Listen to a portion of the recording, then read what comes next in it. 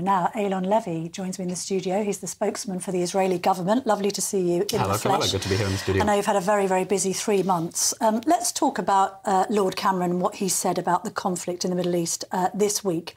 Am I worried that Israel has taken action that might be in breach of international law because this particular premises has been bombed or whatever? Yes, of course.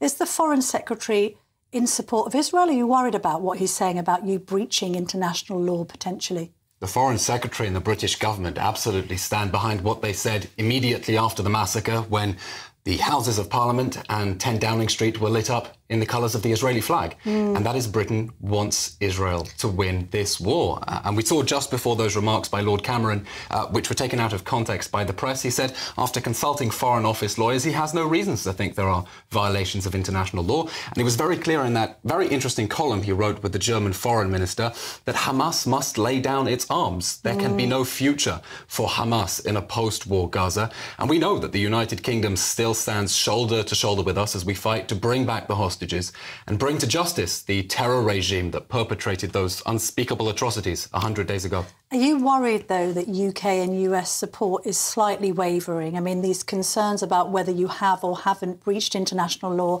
I take your point about this perhaps being taken out of context. But there is this sense to which the Western world and the international community are keeping their eyes closely on Israel and Israel's behaviour, which wouldn't suggest that they have full support, that everything that Israel's doing. Is that fair to say?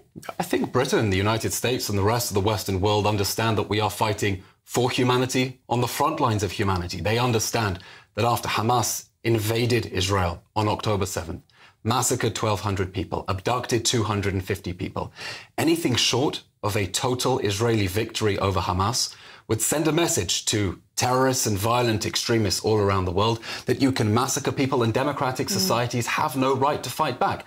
And let's be clear, that is what the protests on the streets of London yesterday, the pro-Hamas march, is calling for. They are calling to save Hamas from the consequences of its actions. And we know that Britain stands shoulder to shoulder with us because as we see, even people on the streets of London yesterday calling for Houthi attacks against British ships, they understand that we're on the same side. Some marchers will say we're not pro-Hamas, we're pro-Palestinians. They would say that. And they'll be worried about the growing death toll in the Gaza Strip. Of course. But if they were truly concerned about Palestinian civilians, they would call for an end to the fighting that sees Hamas surrender. Well, when will the fighting end? Is that when Gaza's destroyed or when every Hamas terrorist is killed? Or is it actually when the US and the UK and others say, OK, enough's enough?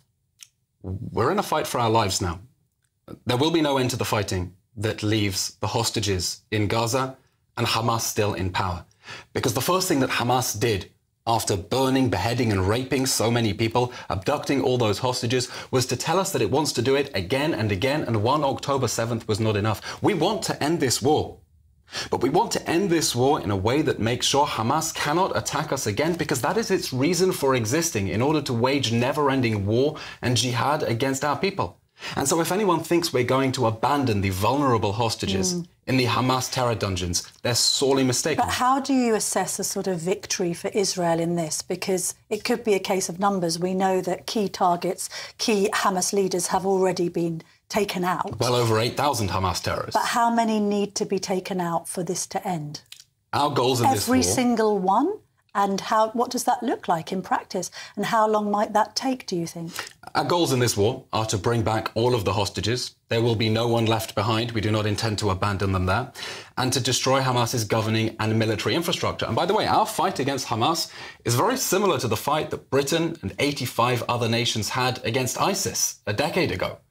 They understood they can't defeat an idea. No one thought they were going to destroy Islamic extremism for all. But you can remove it from power. And Britain joined together with other nations to say ISIS cannot have territory from which to conduct attacks against the rest of the world. And our fight is very similar, with one small difference. This isn't 1,000 miles away. This is literally our backyard. Some people's homes in Israel are only meters away from the Hamas terror regime that is telling us it wants to burn whole families again. And we need our people to be able to go home, to go to the homes that were burned to a cinder on October 7th, and to sleep safely in their beds. And for that to happen, the Hamas terror regime can no longer be their neighbour. And what of those who accuse Israel of committing a genocide? You'll be familiar with the scenes at The Hague, South Africa, of all nations, bringing a claim of genocide against the Israelis. I was interested to see former Labour leader Jeremy Corbyn pop up at that hearing. I don't know what your response was to the hearing, but also his presence at it. Defending Israel at that case was the expert who literally wrote the textbook on international law, and on the other side was Jeremy Corbyn. Camilla, on October 7th, it was Hamas that perpetrated an act of genocide.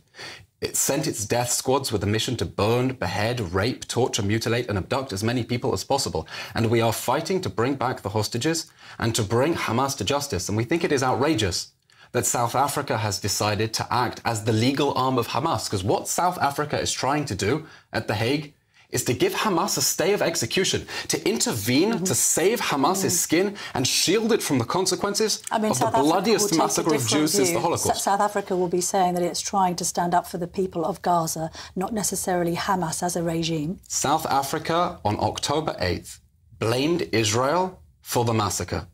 South Africa is a country that has aligned itself diplomatically with Iran and Russia and Hamas. And we think it's tragic that a country that once had a reputation of so proudly fighting against racism is now fighting pro bono on the side of the biggest racist of all and trying to save Hamas from the consequences of that. And by the way, the UK has also said South Africa's case, we say it's absurd. The UK says completely unjustified and wrong. But it could be two different things, couldn't it? You know, on one hand, you're saying that they are launching this campaign, this hearing against Israel. It could just be that they're launching it in support of the people of Gaza because there are legitimate concerns about the number of civilian casualties. They are legitimate, those concerns, aren't they? There are definitely reasons to be fearful for the safety of civilians, but the answer to that is to demand the surrender of Hamas, to demand that the terror regime that perpetrated those atrocities lay down its arms, release the hostages and hand over its war criminals for a tribunal, not to leave them on their feet free to fight again when they are telling us they want to commit repeated acts of genocide. If you think you're standing up against genocide, you don't intervene to save the skin of the terror regime that is telling us one October 7th was not enough. It wants to commit more and more atrocities, and that is why we are committed to fight both Hamas and to fight these absurd proceedings that the United States has said are meritless and particularly galling because the people bringing those proceedings are those committed to further acts of genocide against our people. I mean, we've talked about the strikes on the Houthis. How concerned are you about full-scale war breaking out with Iran? I mean, so far Iran seems to have been hiding behind some of its proxies, but at the same time you'll understand that people watching and listening to this show are very worried about Britain's involvement in the escalating situation in the Red Sea. Yeah, and by the way, the escalation is a reminder of the importance of the UK-Israel alliance, because on the one hand, you have the rapists of Hamas and pirates of the Houthis who are allies. On the other side, the UK and Israel are allies, and it's clear that we are on the same side fighting for international peace and security. Now, we do not want to see an escalation. We have been warning since October 7th. We are going after the October 7th monsters. We don't want to see this escalating. Unfortunately, Hezbollah, the Iranian proxy in Lebanon, decided to join this war on the side of Hamas. It's fired over 2,000 rockets into Israel. It's led to 80,000 displaced Israelis who have not been in their homes for 3 months and can't go back to their homes because Hezbollah is shelling them. And we are warning them, enough is enough.